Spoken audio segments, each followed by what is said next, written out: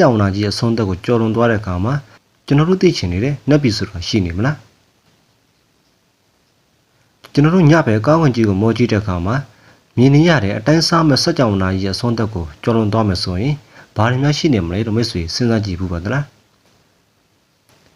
အာဂါသရင်တစည်းနဲ့အလင်းထက်မြဲတဲ့နှုတ်နဲ့ဇက်တိုက်မောင်းနေသွားရင်ကျွန်တော်တို့ဗုဒ္ဓဘာသာယူဆရနတ်ပြည်ဆိုတဲ့နေရာကိုရောက်သွားနိုင်မလား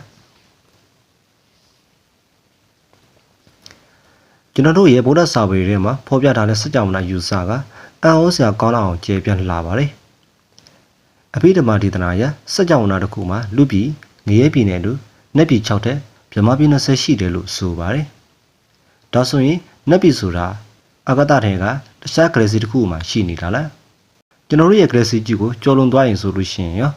နတ်ပြည်ဆိုတဲ့နေရာကိုကျွန်တော်တို့ရှာဖွေတွေ့ရှိနိုင်မှာလားတကယ်တော့အဖြေကတော့မဟုတ်ပါဘူးဘာဖြစ်လို့လဲဆိုရင်ဗုဒ္ဓဘာသာရဲ့ယူဆအရနတ်ပြည်ဗမာပြည်ဆိုတာကျွန်တော်တို့ရုပ်ဝတ္ထုပစ္စည်းတွေနဲ့ဖွဲ့စည်းထားတဲ့သုံးသက်တိုင်းတဲ့အာဂတထဲမှာရှိနေတာမဟုတ်လို့ပါပဲ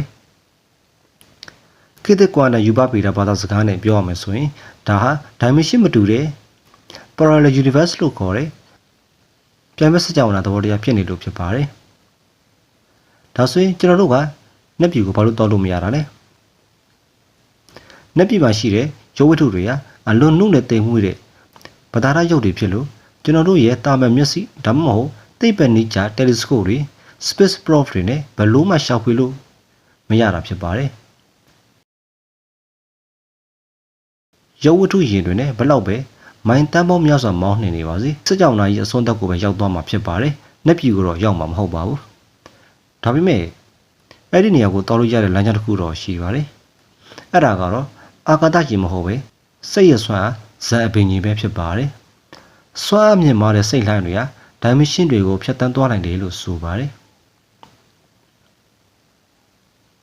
ဒါကြောင့်နက်ပြည်ဆိုတာစကြဝဠာကြီးအပြင်ဘက်မှာရှိနေတာတဲ့ကျွန်တော်တို့နဲ့တစ်ထပ်ထဲမှာပဲ dimension မတူပဲတည်ရှိနေတဲ့အလှဝက်ဆန်းကျတဲ့ကမ္ဘာတစ်ခုဖြစ်နိုင်ပါတယ်မိတ်ဆွေအနေနဲ့ကောဘယ်လိုထင်ပါသလဲသိပ္ပံပညာကတနေ့မှာဒီလို dimension တွေကိုရှာဖွေတွေ့ရှိနိုင်မလားကိုမမဆွေးနွေးပြခဲ့ကြပါဦးနော်